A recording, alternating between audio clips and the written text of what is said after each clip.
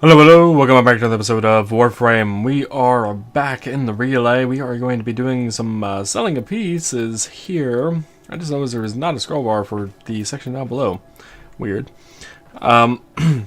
Selling of stuff that I may have overlooked the first time through. Like this Ufuna Prime Blueprint, they're common enough. I can get more than the one. Another thing is this Frag Prime set that I have. I decided to actually look up to see what the price was going for on the set. It's not worth it. It's only 30 plat for the set. I'd rather get the Ducats, honestly, at this point in time. Because, like I said, we still needed 2070 that we would need in total. Let's see. Let me double check that number just to make sure it is 100% correct. Yeah, 2070. Okay. So, yeah. Is there anything else here that we could potentially sell off? I don't know. I know a lot of stuff here is vaulted stuff that I actually need to sell off for plat, so it can no longer be taking up my inventory list here. The Ak Bronco actually is not vaulted, but I would like to keep one just in case I do want to make a set for the Ak Bronco, which means getting enough parts for the Bronco Primes. It takes 2 of those weapons plus that link, so it's a lot of parts for that, but I wouldn't mind being able to make a set, so I'm going to keep one of the links for that particular thing. The Hekal Prime is vaulted, the Glaive is vaulted, Frost is vaulted. Latron, I don't think is vaulted. No, it is. Latron Prime is vaulted. That's right, that got unvaulted at one point, and I actually have a set for that, okay. Meg Prime, vaulted. Negros, not vaulted, I can go ahead and get rid of that one piece. Lex Prime is also not vaulted, so that blueprint can get sent away. Nikana Prime is not vaulted, however, the Nikana parts themselves are all rare, and they're very annoying to get. Let's actually take a... Or let me take a quick look to see what the set actually sells for. It sells for 90 to 100 plat right now, which I will go ahead and keep because that is a bit more worth my while. I think I only need the handle for that to be able to sell that set. Nova and Nyx, both vaulted. Odinata Prime, vaulted. Reaper Prime, vaulted. Saren Prime. Saren Prime is not vaulted, which means I could actually sell this stuff off. However, I do have a set here, so what is the Saren Prime set going for at the moment? It is only 40 to 50 plat. Are you serious? Whatever. I'll sell off the systems and neuroptics, then to get as many Ducats as I possibly can out of this ordeal. Summer Prime, vaulted. Sparrow Prime, I believe is vaulted? No, not vaulted. Just knowing to get the parts for it. Yeah, everything but the blueprint's rare, and you need 2 pouches and 2 blades for that. Tiger's Prime, not vaulted, I don't think.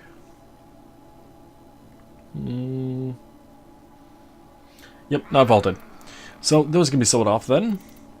Yeah, I'll sell them all off. It would be nice to get a set to sell, but I feel like the whole newness behind it is gone, so it's no longer worthwhile. Valkyr Prime blueprints, they're common drops, so I can go ahead and sell those off. The Prime systems I will keep just because of it being a rare drop. Vasta Prime is vaulted, so those are sticking with me. Boobin Prime, I could sell off one of the blueprints. Let us actually take a look at what the set is going for. 108 at the moment is the current load. 120 is a bit more reasonable, so I'm actually going to keep that extra blueprint on me, just in case I can make a second set of those. Let's see, Vectis. Vectis is not vaulted. Okay, so I'm going to keep the stock. The stock is actually rare. The reason it says 65 is because I believe at one point it was only an uncommon in one of the older relics. Or slash keys that came about, and yeah, I'd rather not get rid of it. Let's see, the Venka Prime, I thought it got vaulted, but maybe not. No, it did not. I will sell off one of the blades then. I do need another gauntlet to be able to sell off the set of that, and let me take a look to see what the actual set is going for. 110, yeah, so that's something I'd be a little more willing to keep. And Volt stuff, Volt Prime got vaulted, and for some reason the Old Prime blueprint itself is at the very end, because it is an Archwing, even though the parts over here... Wait, where are those parts? The parts here are not marked as Archwing. So that is going to be a total of 985 ducats, which is about half of what we needed to be able to get one of everything. I did sell off the Orthos blades that we got along with the rest of the Orthos set because it was only worth like 30 plat for the set, so it's not worth keeping at all. That said, we have 1,290 ducats. I would love to be able to get a primed fast hands, though honestly it's kind of on my last to want to get list. Well, I am interested to know what this Katira Sakara is, so let's get that. An excellent choice.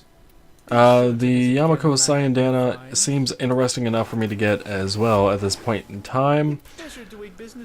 Now, the last thing I would like to get with all the ducats, if I, can't get the time to actually make these relic runs again in the future, is this Kavad armor, but I am a bit short, so I will take a stay off of that and actually get this primed fast hands as a immediate thing, because I don't know when the next time he's going to have these mods. It feels like he's more likely to have the cosmetic stuff, at least that I've seen. So, yeah. Oh, and let's do a quick double check here. Just back from the void, I presume. So I needed 1,085 ducats. Let's make sure that is correct. That does not 100% seem correct anymore, honestly. So let's see. That's 350, 350, 500. That is a total of 1,200. What's the other thing I wanted to buy? I don't know. But we do have 115 ducats. Okay, so that is indeed correct. 1,085, which brings us down to a total of 72 relic runs, which is not that bad. It really, really is not. So let's head out of this, head back to our ship, and take a brief look at what all we have equipped yet. Okay, so the Super Vandal is still not rank 30. I would wish to be able to switch that out, but I cannot for now.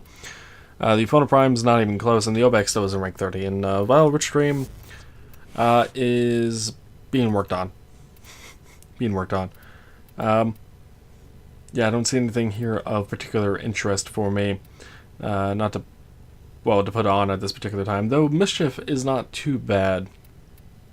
But I think I'm more interested in the Scavenge for the moment, if I had to put one of these on. Territorial Aggression. The combat marks are territory pacifying any wild creature within. That could be an interesting concept when facing Grenier and whatnot, but I'll leave Scavenge on just so we can open up some lockers and whatnot. Let's see, is that same mission still available? It is. But let's do something different. Let's actually do a Exterminate low level. I feel like these can also, they almost feel faster to some degree when they're at this low level compared to the higher level missions that you can go. Especially when you're running Ember, because normally it's just going to be a one-shot kill. And considering I can target up to 5 enemies around, though this tile set is probably not the best for it. Guess we'll see. Yeah, but you see how fast these guys are dying? I'm just kind of running by. I don't even have to really focus on anything. They're just blowing up. The biggest downtimes with this particular mission is going through the level itself, as well as waiting for enemies to finish their turning animation to become vulnerable again.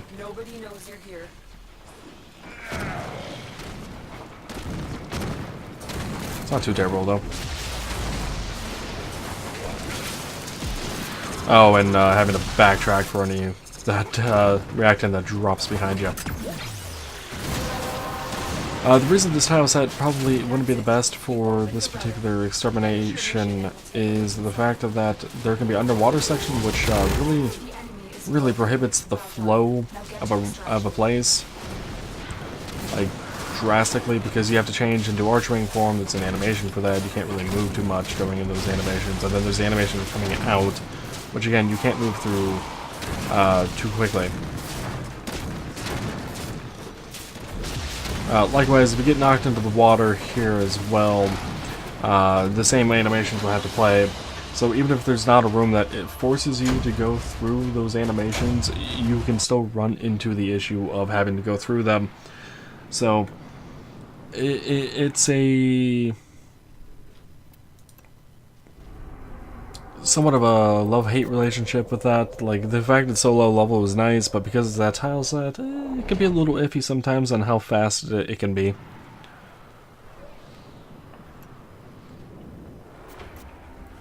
There is a large platoon of Grenier Marines stationed here. Oh, and I kind of wish World on Fire could actually just be turned on by default sometimes when you're entering a mission. It would definitely be useful if there was the option to do that. Because sometimes I forget. Same goes for Necros, actually. His Desecrate should just kind of be one of those abilities that has the option of just being turned on by default when you enter into a mission.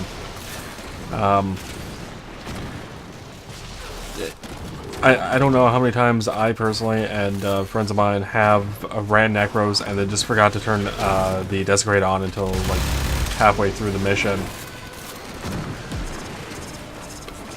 And by then it's usually a bit late for a whole lot of things to be dropped. That's it. You opened the relic. Finish your mission and we'll take a look I'm trying to think if there's any other abilities that would actually benefit from being able to be turned on from the start.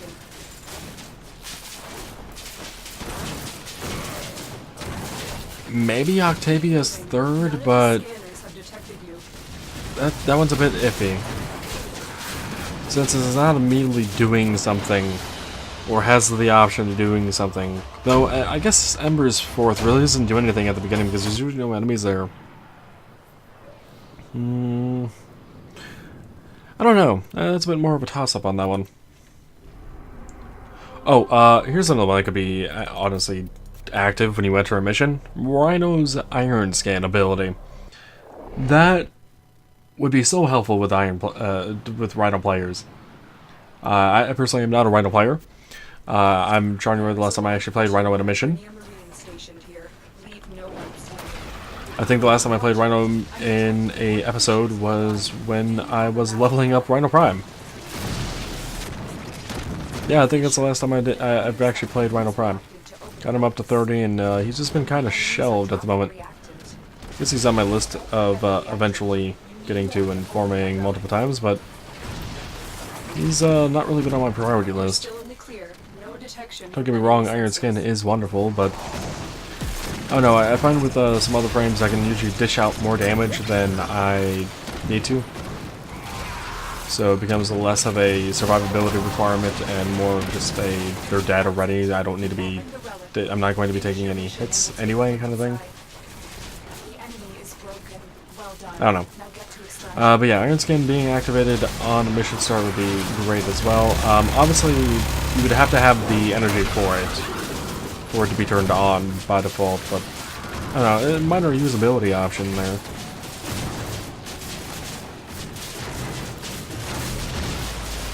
Oh, another usability thing, which I know you can change in the controls themselves, but left mouse button being melee attack would be wonderful. If that was default, that'd be great. I like E being quick melee, but when you actually have the sword out, or whatever weapons you're using out, what before I select this one, what's in this one? Okay. Yeah, if you actually have the melee weapon out, whatever it is you're using, it makes no sense to start spamming E just to use it. The left mouse button seems to be fairly normal on that. I don't know. Could just be me on that one. Though, I really feel like it's not. Damn it. I'm having a terrible time with that opening there. It's not going my my way there, whatsoever.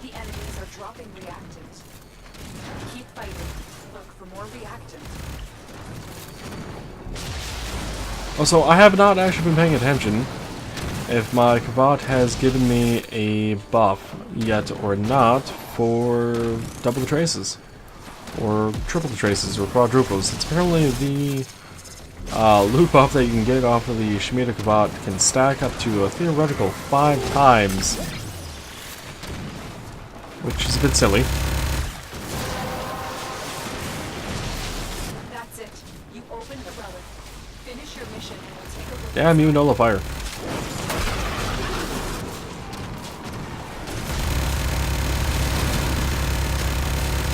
Oh, there was a ancient nearby. I think it's really the only thing I would need to use weapons on for levels this low. Nullifiers and ancients. Now get to extraction. Nullifiers not because they are prohibiting damage, but because they are prohibiting my spell-like ability from actually hitting them. And I wanted to say spell, by the way, but just straight up call Ember a magic user, but I don't think magic actually exists in this universe. I feel like everything is supposed to be technology-based, it's not just whimsical magic. Ow. You know what else is not whimsical magic? Hitting my hand against my desk. Also not whimsical magic. Alright, let's see, so we've done just a few runs here, and honestly I have not gotten a whole lot of XP or anything of the sort, but that is the way it is going to be for quite some time, at least for those. But we do have sorties to go through, and I think I'll actually do that next episode, because I'm pretty sure that's going to be it for this one, though I would like to check one thing, and that is primed mods here. Alright, primed, where is it? Primed pressure point, there it is. How much am I going to need? 20,000 endo for this, so yeah, I'm going to need quite a bit of endo to actually get all of those upgraded to where I need them to be at. But yeah, that'll be for this episode. Next episode, we'll do the stories, which I don't think will take as long as last time did, where it was a 2-episode thing and Lephantis was a pain in the ass to deal with. But yeah, that'll be it for now. Until next time, as always, take it easy.